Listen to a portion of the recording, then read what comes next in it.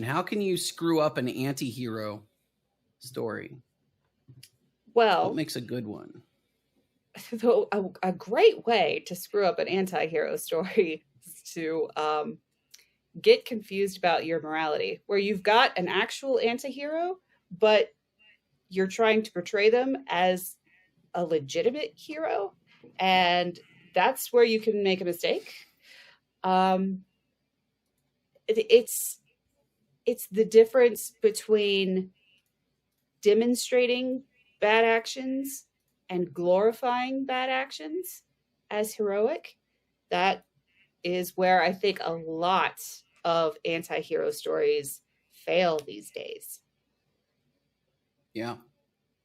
I think is maybe a corollary to that is probably um, well, maybe it's exactly the same point to some extent, but just sort of turned around on itself, which is like not recognizing that you have an anti-hero in the first place, right? So like I would use WandaVision as a good example of this, which is like you've actually created a situation where the character is meant to be a hero, but you've actually created through the actions that you've written into the character, you've actually created an anti-hero, but like you're still treating them the same way. Like you're still confused about that. And I think that confusion can go both ways, right? You've got a hero who's doing really unheroic things, or you've got an anti-hero who you've suddenly tried to reimagine as if all the terrible things that they're doing are good somehow.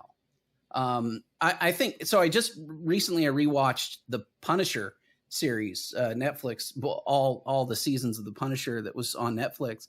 And one of the things that show does exceptionally well is give you a sense of Frank Castle's personal morality, his personal code, and give you a sense of like a really deep understanding of why Frank does what he does without ever making you like feel like Frank is the good guy, right? Like he is clearly not the good guy at any point. Like he is